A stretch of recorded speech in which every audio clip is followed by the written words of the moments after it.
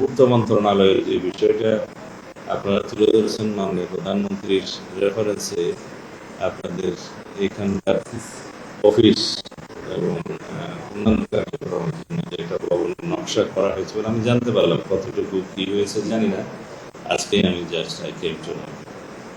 সেটার বিষয়ে মাননীয় পূর্তমন্ত্রীর সাথে আপনারা আপনাদের সাংবাদিক নেতৃবৃন্দরা দেখা করতে পারেন, তাতে কাজটা একটু ত্বরান্বিত হবে।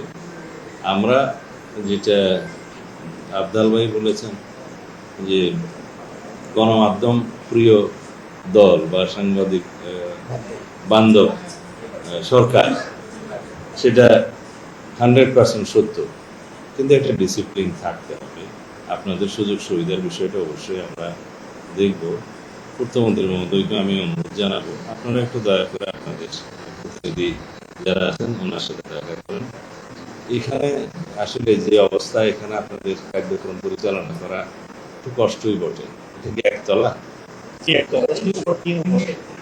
উপরে টিন শেড, জায়গা আছে ফাঁকা পড়ে আছে, জাস্ট একটা ছাদ করে দুতলা করলে হয়ে যায়।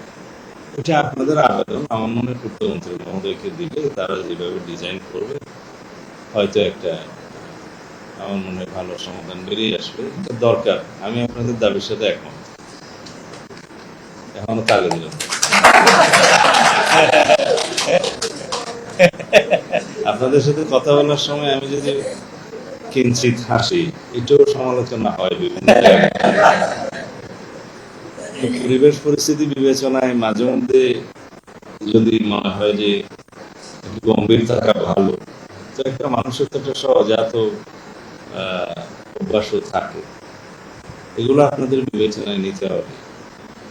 তো আমি জানি না আজকাল সোশ্যাল মিডিয়াতে কিভাবে কোন জিনিস কাট পিস করে কিভাবে কি করা হয়, তবে আমরা খুব ট্রান্সপারেন্ট থাকতে চাই আপনাদের সামনে, অ্যাকাউন্টেবল থাকতে চাই।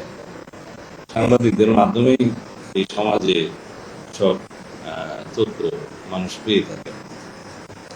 এখন যদি সমাজের দর্পণ আপনারা হন, সেই দর্পণে আমরা পরিষ্কার চেহারাটা দেখতে চাই।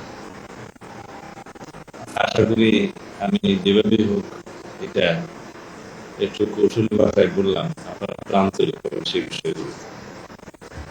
আর সমাজের সংস্কারের জন্য সার্বিকভাবে অগ্রগতির জন্য মুক্ত গণমাধ্যম অবশ্যই প্রয়োজন। তবে সবকিছুই freedom of press, freedom of speech, এটা সবকিছু কিন্তু subject to some reasonable restriction.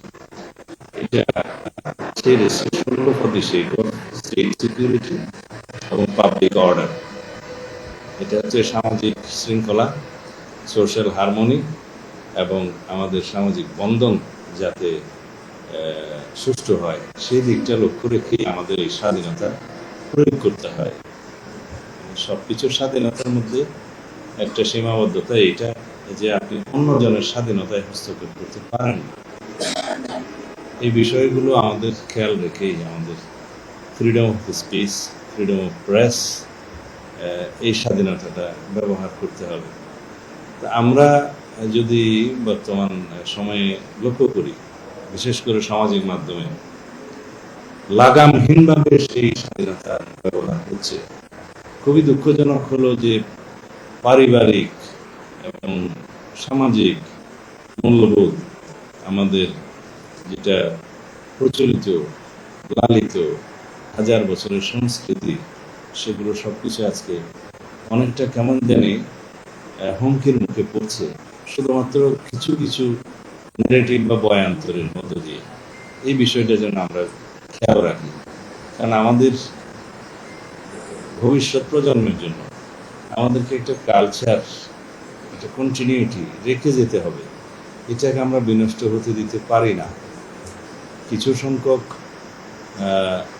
Social মিডিয়ার ব্যবহারকারীরা যদি মনে করে যে এটা শুধু এই কন্টেন্টটা সীমিতভাবেই রয়ে যাবে, সেটা ঠিক নয়। আজকালকার ইন্টারনেটের দুনিয়ায় মুহূর্তের মধ্যে সেটা সারা দুনিয়ায় ছড়িয়ে পড়ছে, এবং তাতে করে আমাদের দেশের এই সমাজের সম্পর্কে কিছু কিছু বিষয়ে একটু নেতিবাচক ভাবমূর্তি তৈরি হয় সেটা রাষ্ট্রীয় বা দেশের স্বার্থের পরিপন্থীও হয়ে যেতে পারে, যার জন্য আমরা যেন খুব কৌশলে সেই ভাষাগুলো ব্যবহার করি।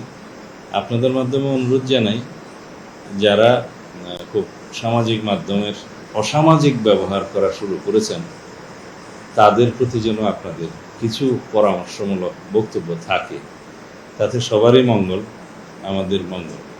আমার মনে হয় আমি সবই আপনাদের বিষয়গুলো অ্যাড্রেস করতে পেরেছি। এবার আমি যাই। সামনে আপনার ঈদ নিয়ে প্ল্যান। একটা হচ্ছে ইনফরমেশন মিনিস্টার সাহেবের সাথে আমরা বসবো, আপনারা তথ্য এই গণপূর্ত মন্ত্রীর সাথে দেখা করবেন, আর ওনাকেও আমি অনুরোধ করব। আশা করি আপনাদের এখানকার ভবনের সুযোগ সুবিধা বা প্রবেশের সুযোগ সুবিধা আর সচিবালয়ে যাতে আপনারা সুশৃঙ্খলভাবে কাজ করতে পারেন, সেগুলো সব সমাধান হবে। এটা কোনো বড় বিষয় না।